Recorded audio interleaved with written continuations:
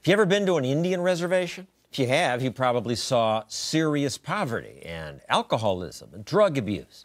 Is it because there's something about Indians that makes them lazy or irresponsible? No.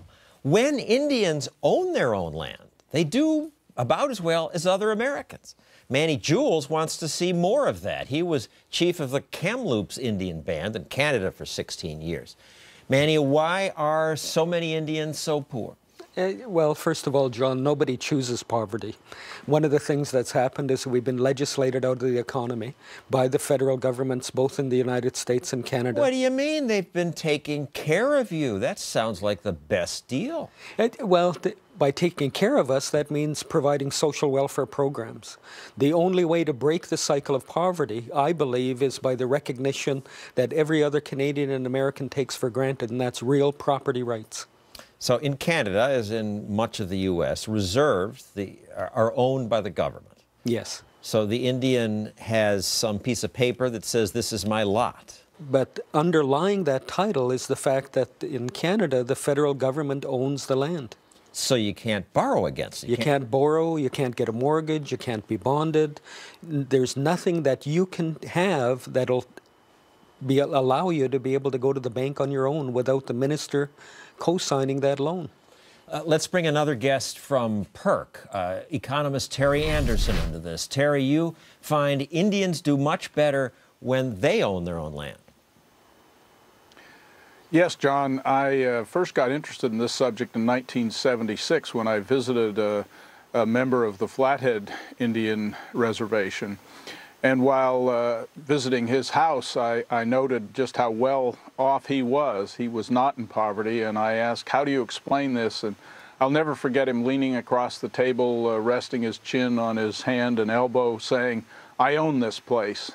And that was my first introduction to the fact that many reservations in the United States do have some fee simple land, that is privately owned land like you and I own our houses.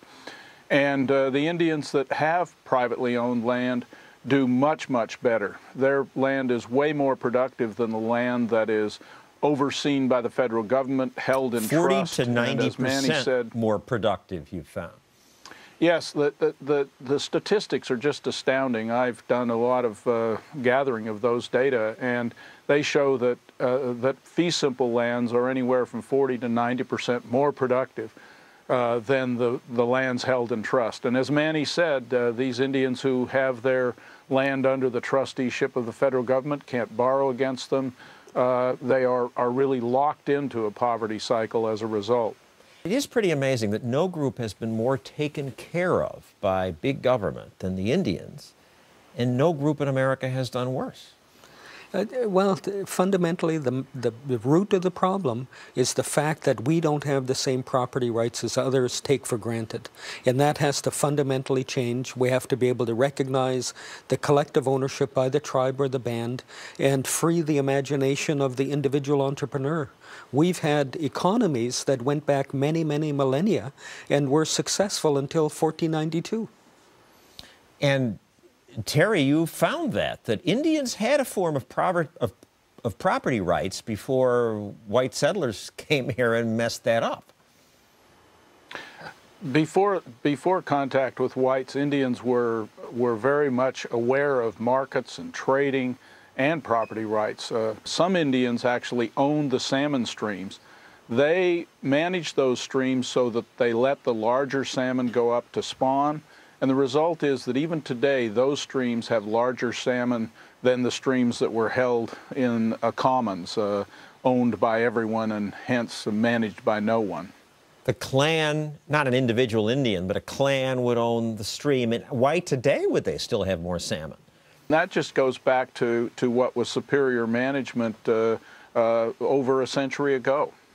And at the same time, I should note, we are mismanaging our salmon stocks by chasing them around the ocean, open ocean, and over-harvesting salmon and many other fish species. We could learn from what the Native Americans did to husband their resources.